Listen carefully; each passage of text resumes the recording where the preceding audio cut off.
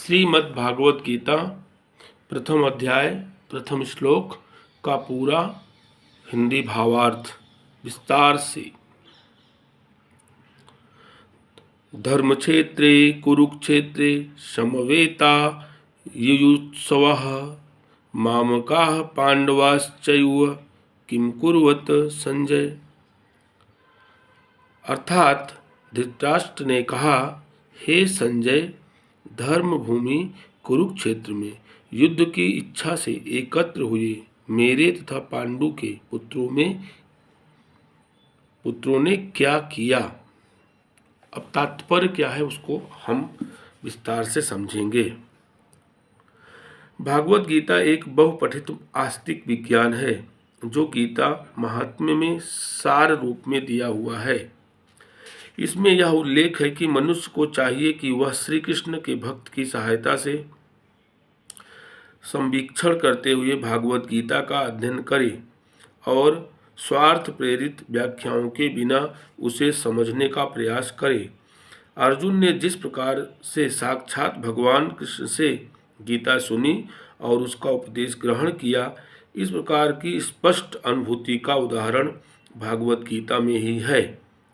यदि उसी गुरु परंपरा से निजी स्वार्थ से प्रेरित हुए बिना किसी को भगवत गीता समझने का सौभाग्य प्राप्त हो, तो वह समस्त वैदिक ज्ञान तथा विश्व के समस्त शास्त्रों के अध्ययन को पीछे छोड़ देता है। पाठक को भगवत गीता में न केवल अन्य शास्त्रों की सारी बातें मिलेंगी, अपितु ऐसी बातें भी मिलेंगी जो अन्यत्र कहीं उपलब्ध नहीं हैं। यही गीता का विशिष्ट मानदंड है।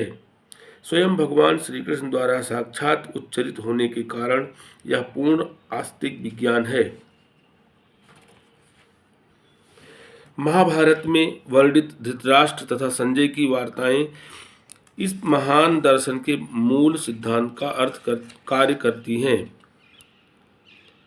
माना जाता है कि इस दर्शन की प्रस्तुति कुरुक्षेत्र के युद्धस्थल में हुए, जो वैदिक युग से पवित्र तीर्थस्थल रहा है, इसका प्रवचन भगवान द्वारा मानव जाति के पथ प्रदर्शन हेतु तब किया गया जब से इस लोक में स्वयं उपस्थित थे। जब वह इस लोक में स्वयं उपस्थित थे। धर्म क्षेत्र शब्द सार्थक है क्योंकि कुरुक्षेत्र के युद्धस्थल में अर्जुन के पक्ष में श्री भगवान स्वयं उपस्थित थे। कौरवों का पिता धृतराष्ट्र अपने पुत्रों की विजय की संभावना के विषय में अत्यधिक संदिग्ध था। अतः इसी संदेह के कारण उसने अपने सचिव से पूछा, उन्होंने क्या किया। वह आश्वस्त था कि उसके पुत्र तथा उसके छोटे भाई पांडु के पुत्र कुरुक्षेत्र की युद्धभूमि में निर्णयात्मक संग्राम के लिए एकत्र हुए हैं। फिर भी उसकी जिज्ञासा सार्थक है। वह नहीं चाहता था कि भाइयों में कोई समझौता हो, अतः वह युद्धभूमि में अपने पुत्रों की नियति, भाग्य व भावी के विषय में आश्वस्त होना चाह रहा था। चूँकि इस युद्ध को कुरुक्षेत्र में लड़ा गया था, जिनका उल्लेख वेदों में स्वर्ग के निवासियों के लिए भी तीर्थस्थल के रूप में हुआ है, अतः धृतराष्ट्र अत्यंत भयभीत था कि इस पवित्र स्थल का युद्ध के परिणाम पर न जाने कैसा प्रभाव पड़े। उसे भली भांति ज्ञात था कि इसका प्रभाव अर्जुन तथा पांडु के अन्य पुत्रों पर अत्यंत अनुकूल पड़ेगा, क्योंकि स्वभाव से वे सभी पुण्यात्मा थे। संजय श्री व्यास का शिष्य था, अतः उनकी कृपा से संजय धृतराष्ट्र के कक्ष में बैठे बैठे कुरुक्षेत्र के युद्धस्थल का दर्शन कर सकता था। इसीलिए धृतराष्ट्र ने उसे युद्धस्थल की स्थिति के विषय में पूछा। पांडव तथा धृतराष्ट्र के पुत्र दोनों ही एक वंश से संबंधित हैं, किंतु यहाँ पर धृतराष्ट्र के वाक्य से उसके मनोभाव प्रकट होते हैं।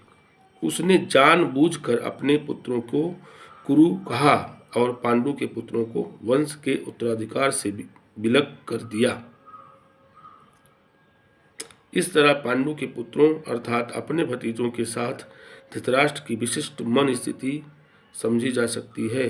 जिस प्रकार धान के खेत में अवांछित पौधों को उखाड़ दिया जाता है, उसी प्रकार इस कथा के आरंभ से ही ऐसे ऐसी आशा की बात ऐसी आशा की जाती है कि वह जहाँ धर्म के पिता श्री कृष्ण उपस्थित हों, वहाँ कुरुक्षेत्र रूपी खेत में दुर्योधन आदि धृतराष्ट्र के पुत्र रूपी अवांछित पौधों को समूल नष्ट करके युधिष्ठिर आदि नितांत धार्मिक पुरुषों की स्थापना की जाएगी। यहाँ धर्म क्षेत्र तथा कुरुक्षेत्र शब्दों की उनकी ऐतिहासिक तथा वैदिक महत्ता के अतिरिक्त यही सार्थकता है।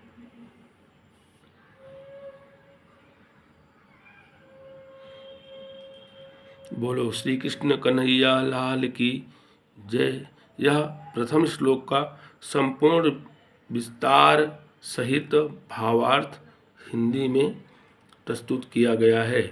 आगे यह कंटिन्यू रहेगा, फिर दूसरा श्लोक, फिर तीसरा श्लोक।